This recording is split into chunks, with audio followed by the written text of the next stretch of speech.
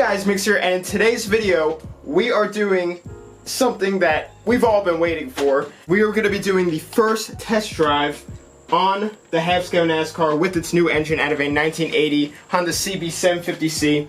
So this is going to be a test drive, not a full drive, because this thing still has a long list of stuff until it's really fully finished and like ready to go for like top speed runs, go to events, whatever.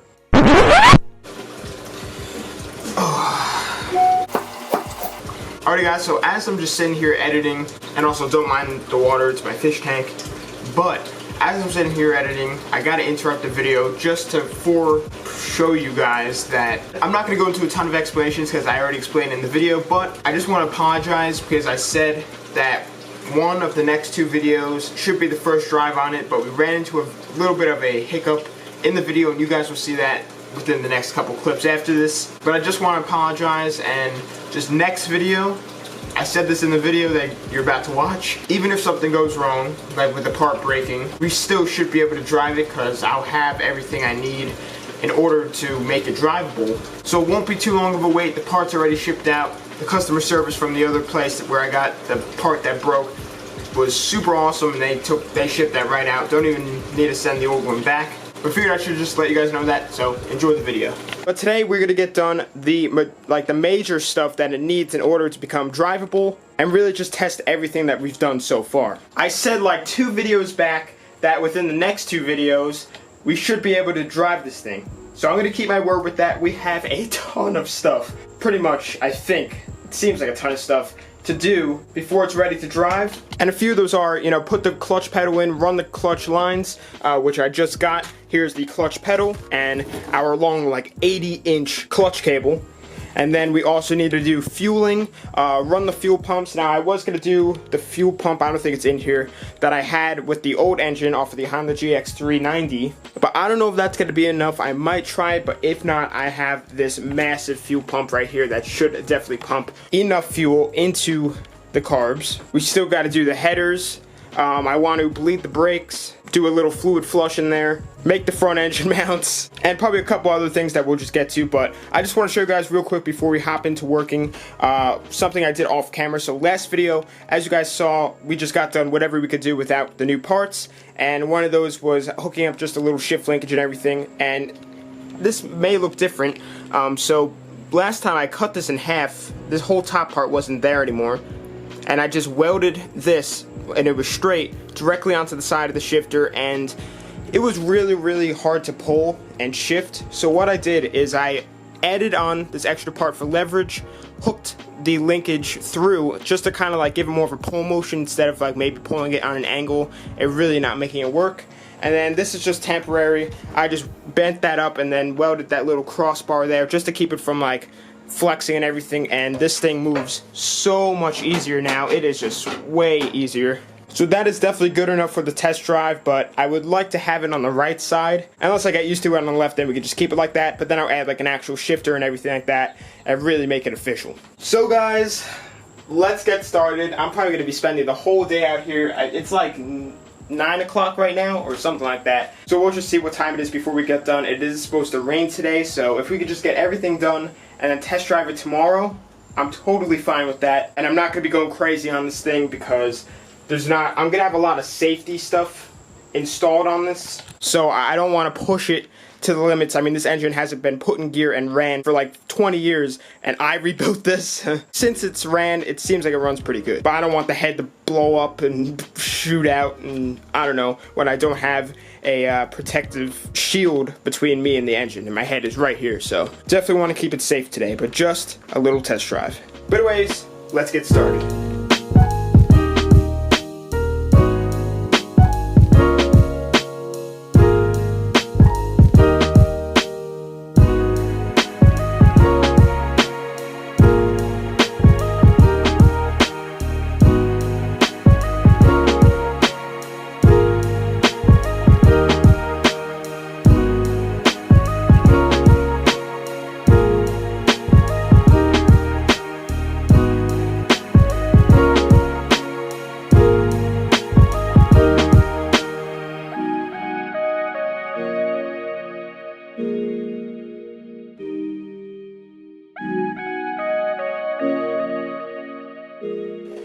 So guys, everything was just going along just dandy, but I just finished up, kind of mocking everything up for the clutch cable, and I literally just went to touch it. I put my finger down on the pedal, and also before I made the decision to make that the clutch pedal and then make a brake pedal just right next to it with the new one, just because I don't want the master cylinder to be like in the way and like be over here. I like it on the side like that, so I could just still keep it like that and still have the brakes work even with the pedal over there. But the issue is, when I just went to test it out, I literally just put my finger on the pedal and went to push it, and it literally already snapped. There wasn't even any pressure, really, like a ton of pressure going down. The whole thing just snapped right off, so that absolutely sucks, and that holds us up a ton. So it looks like that I'm gonna have to return that and get a new one, I guess. I made a little bracket here to adjust it and everything like that for the cable, but I'm just gonna move on from that and just get everything else done, I guess, besides that, which just sucks so much. I literally have no idea how that can happen. I guess maybe just like a manufacturing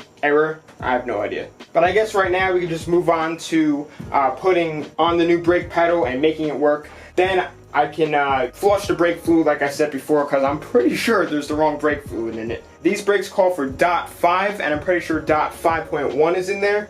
So I gotta get all of that out and flush it and then re-bleed it. But then once we're done with that, I think I'm gonna go ahead and reinforce the jack shaft, because a ton of you guys were saying that I need to do that. So we can go ahead and reinforce the heck out of it, because that's what we're going to do, and then we'll move on to the next steps. So right now I'm having a little bit of an issue trying to fit the brake pedal in this area. So since the beginning of this, I've wanted to push the pedals just a little bit forward, just because it was a little bit, crunched up in there. So what I'm going to do is loosen up all of these bolts. There's 6 in total that I believe hold on this whole pedal assembly. I don't think it's welded onto the frame or anything like that. I'm pretty sure it's just the bolts.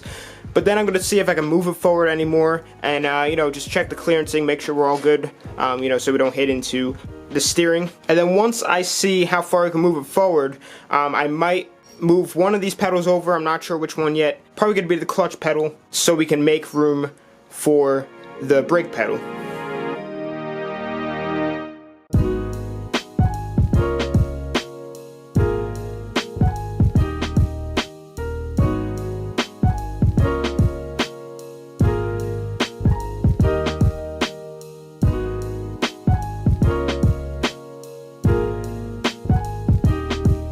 Alrighty guys, so the pedals are pushed forward and pushed forward to as far as I can without hitting the rack and pinion steering system.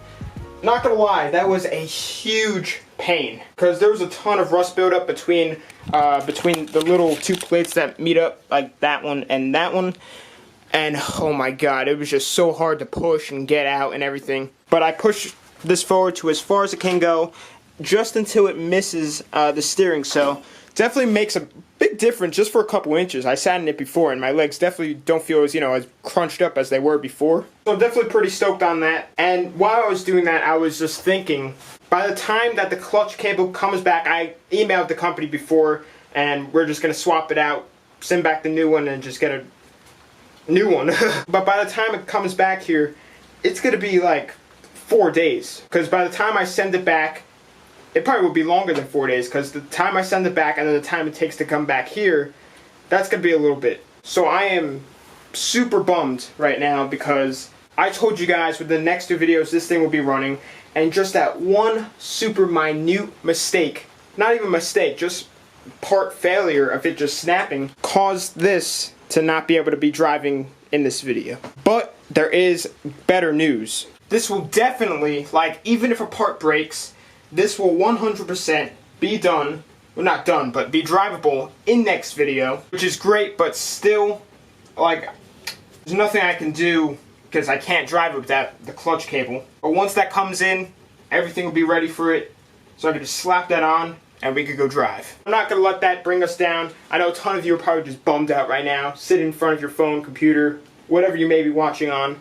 But I'm going to try and get done everything else besides the clutch cable, just the necessities to get it ready for the test drive. Alrighty guys, so I've been working on the brakes for a little while now, and I've done a good amount of steps. They're not completely done yet, and that's because I need to run the Harbor Freight quick, pick up some welding wire because I ran all out. Basically, first off, I just cut some flat bar, drilled some holes in them, and then went to weld them onto the pedal mounting spot. But obviously, it's not going to work because the pedal mounting spot is aluminum, and I'm welding steel to it, and my welder is only made for steel. So knowing that, I just went ahead and welded those two little mounting flat bar pieces together, knocked it off, and then I had basically like a molten steel layer holding those two together. Then I cut another piece of flat bar, drilled 2 holes into it to mount into the aluminum pedal holding bar, welded the flat bar to the molten steel that held the 2 little mounts together, bolted them in, and now I just went ahead and made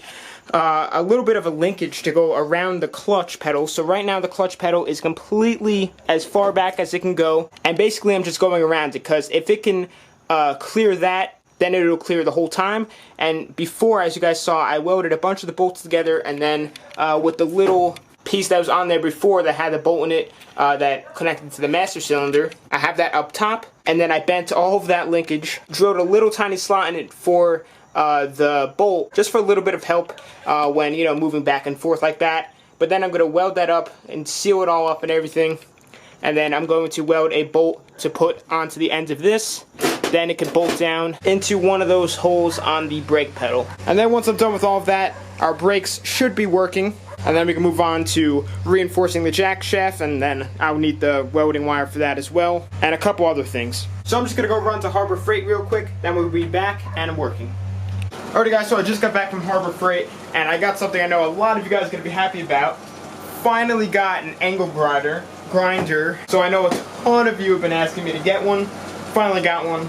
I guess we'll put it to the test eventually. And then I got the new welding wire, which I'm just gonna throw in quick. The wheels for this, and I also picked up some tubing at a local hardware store. I already went ahead and cut the little reinforcement tube I want to put from one of the pillow blocks to the chassis, and I already grinded off all of the paint and everything just so we get a nice clean weld. And then for this one, I might just do from the bottom, just right down onto the frame once again, just to kind of really hold it on there to something that won't move, like the frame. And if the frame moves, then well, we're in trouble. But let's just throw in that welding wire quick, and then let's get back to work.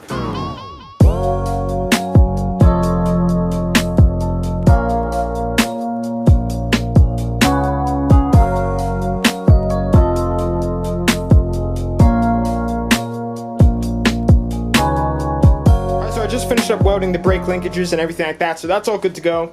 And I also finished up welding that first support for the jack shaft. But I'm going to be ending it off for tonight. It is pretty late out right now. Don't want to make too much noise. But tomorrow we will make the other support for the jack shaft, figure out the fueling for the test drive, what I want to do with the headers, and install a special part that might be the title of this video. I don't know, but it's something very, very cool, I think. And probably a world record holder. It would probably make more sense once you see it. But I'll see you all tomorrow. The next day.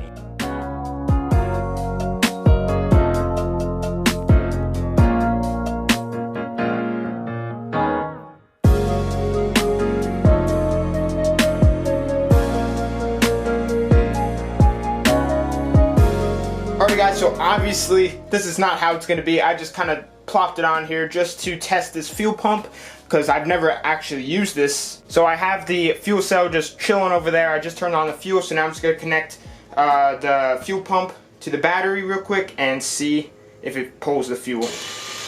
Oh wow, holy cow, that actually might be too much. It's a good fuel pump though, that's for sure. Wow. So you can see it going back down, but that stuff shot up. Now I don't know a lot about fuel pumps, because I've never really had anything with a fuel pump besides my truck and, well, how the NASCAR was before, but those came with fuel pumps. I didn't put those on. So comment down below if you guys know if I should get a smaller fuel pump, or if this thing, like when the floats go up and close, will this fuel pump know and kind of shoot it back, or will it just pressurize the carbs and make it shoot out everywhere? So definitely, if you know, comment that down below, and if you guys say that this is too much, then I'll try and throw on the old fuel pump for the Honda GX390, and if you guys say it's good, then I'll keep it. And of course I mounted up in a actual spot, put the fuel cell in a good place. This is all just for testing. So right now I want to show you guys something that is really, really cool, really, really good, and something that you guys have probably never really seen. So right over here, you guys may have seen this in the back of the videos. I've had this pretty much waiting for this moment. But here is a tiny little brake caliper, fits in the palm of my hand. It's probably the smallest in the world, I gotta say. I've never seen any smaller than these, but these are insane at braking, believe it or not. And this is gonna be my little e-brake for drifting or whatever I may be doing for an e-brake. Now, I know a lot of you guys are saying that this will not last, but I'm telling you, this is gonna be insane. I'll show you guys the little tiny brake pads that it has, because it is just so funny to look at. So it's just 2 screws in order to get to the pads, and just wait until you see these. Alright, here we go. So this is one brake pad, not even the size of half my finger. They are just adorable little tiny things. And then it also has one tiny little piston. This isn't hydraulic, it's cable driven, but it's strong. So we are going to be mounting this up right now. I'm just going to make one little mount to really just bolt this on there, so so it doesn't spin around with the rotor. And then I'm probably just going to run this lever inside and kind of just mount it somewhere just for now until we finalize everything.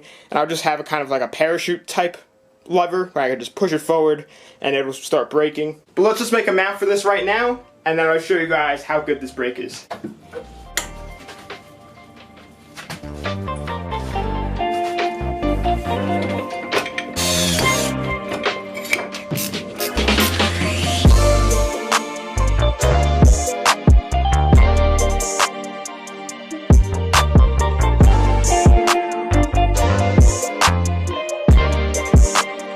Alrighty guys, so the tiny brakes are now on and everything is rolling very, very nicely. I just kind of mounted this temporarily for now, just in case on the test ride, if I need to hit the brakes or something, I can at least, use this if I have to. But I would like to put like an actual e-brake handle, kind of mount this somewhere, tuck the wires down, add some piping and everything, and then kind of have one over there. That'd be pretty sick. But I just want to show you guys how this works in action. Well, not really action, but just pushing it. Alright, so obviously this does no justice at all for it actually moving. But just to show you guys, I'm going to roll it and then hit the brakes and we'll see what it does. Hit the lever. That thing is not moving. And obviously once I add on all the extra leverage, I'm going to be able to pull it more. Right now I can barely pull it and I'm pulling it super slow. But I'm sure if I just hit it up, the back wheels will lock up. That is really good. Woo! I wish I could show you guys more of an example of how they would work, but I can't, because it's not driving because of the clutch cable. But in next video, this thing should be driving. I know I said that I was going to do the exhaust and the air box in this video as well, but I have those little like holders right there on the way, so I might as well just do that once they get here, which should be a couple days. Probably will be coming in with the clutch cable, so I could just do that off camera, along with the air box and everything like that, and the front engine mounts I'll do off camera and everything, just get that all done. So next video we should be able to drive this thing. But anyway guys, I'm gonna be ending off the video here. Once again, I apologize for not being able to drive it in the video, but we can't do anything about just a part breaking. That's just a build and stuff happened with the build. But definitely go check out my social medias and give them a follow. Instagram, Snapchat, I use the most. They will be on the outro of this video. But thanks for watching. Please subscribe, like, comment, tell your friends about the channel.